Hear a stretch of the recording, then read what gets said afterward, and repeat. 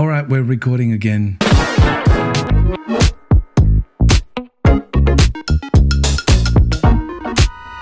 Hey everybody, welcome back to my channel. And if this is the first time you are encountering this channel, if it's by accident or by a really good thumbnail, then please show your appreciation by doing a subscribe. It's free, so you shall do it, please. Hey, you know what? Today we're going to be talking about some Fahrenheit by Dior. Fahrenheit pour l'homme par Christian Dior. I think there's about 10 flankers in the line. Fahrenheit by Dior, a classic, a staple in men's perfumery, came out in 1988 and it's still in production. It's still in production. It's been through various reformulations and it's kind of changed a little bit. Probably not as 1988-ish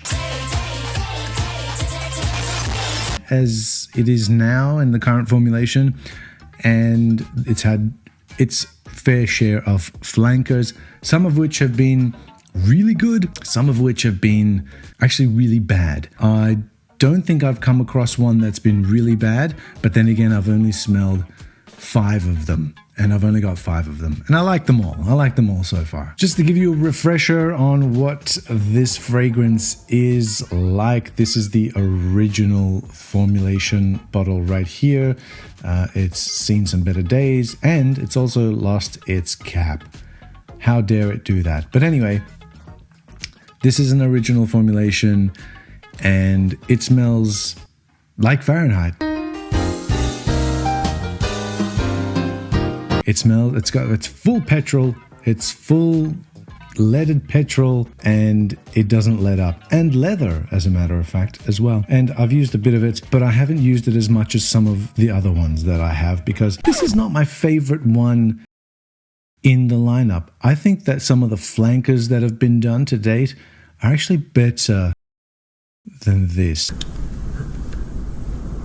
¿Cómo es Marcellus Wallace? Contesta. They probably don't fit the same category, but to my nose, they're more worthwhile wearing. They're more wearable than this is. This is a bit in your face. I still like it. I still wear it from time to time, but I need to be in a mood to do Fahrenheit, the original. That's the first one that I got. The second one that I actually got was this one. This is the Parfum. Now, one thing I should mention about Dior, like the Dior parfums are like, I don't know, they're often considered better than niche fragrances that are 3-4 times the price of what these cost. And the parfums that I'm talking about are Eau Sauvage Parfum, both of them, the 2012 and the 2017, Dior Homme Parfum, and Fahrenheit Parfum. This lasts all day and night, and it's a beautiful scent. Very, very well done. Extremely well done. Except for the box. Now, I bought this at retail directly from Dior, and the box, look, it did that on the day that I had it. Now, I don't know if it's a faulty box, but really, Dior, you need to do better with your boxes. Presentation is a key thing at this price point. This is only a 75ml, and you can see, love this bottle too. You can see how much of it I've actually used up already. And this is a dark take on the original. It's a boozy take on the original. It's got some of that booze in it, bourbon vanilla they call it. It's got vanilla, but it's almost alcoholic with a sweetened, it's almost candied violet leaf note that is in here, and it is well suitable for a modern day application. It's way more modern than the original, and so it should be, because it's a fairly recent release. Probably the most recent release, actually. Yeah, it probably is the most recent release. Like I said, quality is really high, it lasts for a very long time, and it smells great. Is it the best one though? No, it's not. This is my second favorite in the Fahrenheits that I've smelled so far. My favorite of favorites, however, is probably the one that has the least amount in the bottle. It is this. It's Fahrenheit Absolute, and it is absolutely gorgeous. If you can even get a little sample spray of this, please do so. As you can see, I've got like a tiny bit left at the bottom there. It's phenomenal. The Fahrenheitiness of it has been pushed way back, and there's been myrrh added into this and other resins to support it, and that's been sort of pushed way up front. It is a designer scent, I have to say, for all those people who are into niche and they know what niche treatments of these notes are. It's different. This is different. I think this came out in 2009, I want to say. But if I say that, I might be lying and someone might correct me in the comments. Oh, it didn't come out in 2009. That's how I read all of my comments, by the way, in that voice. But yeah, very rare, kind of hard to come by these days. And when you do see them, they are, as what my friend Jonathan calls it, we are victims of overpriced unicorn purchases. The VOUPs.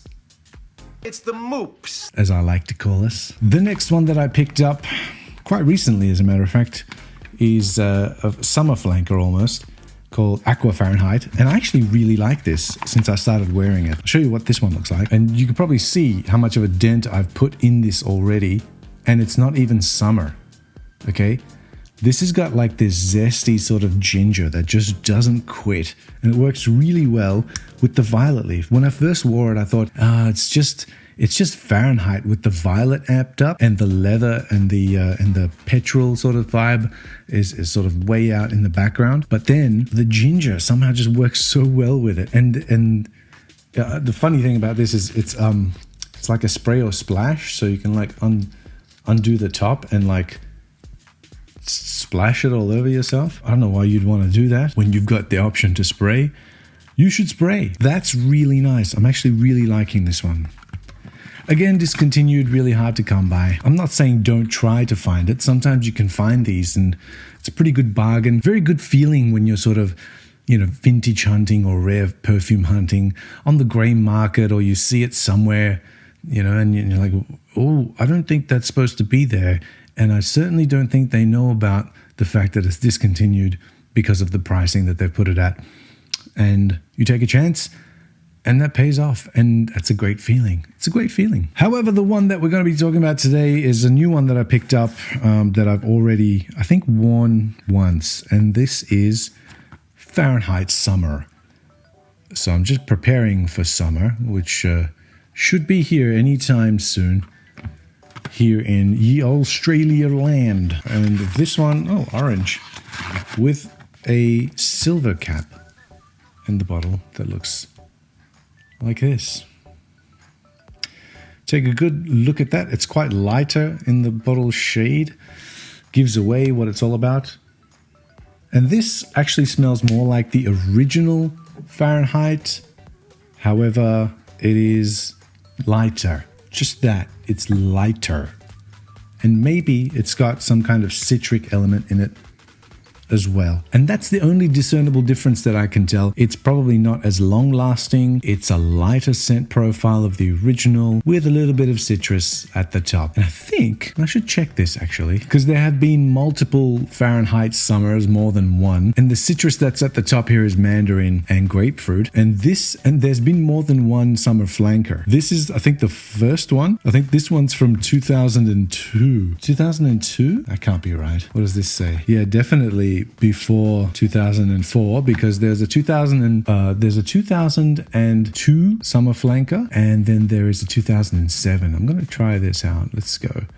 Fahrenheit collection. Aqua Fahrenheit, 0 degree, 32 absolute cologne, le parfum, summer.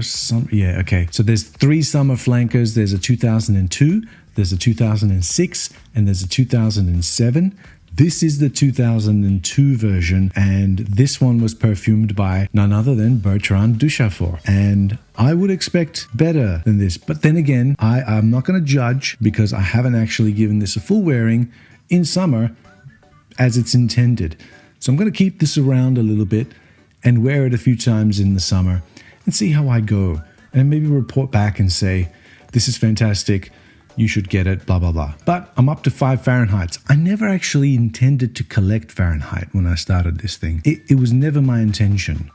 Like, if I could replace all of them and get a bottle of Fahrenheit Absolute, I'd do that instead.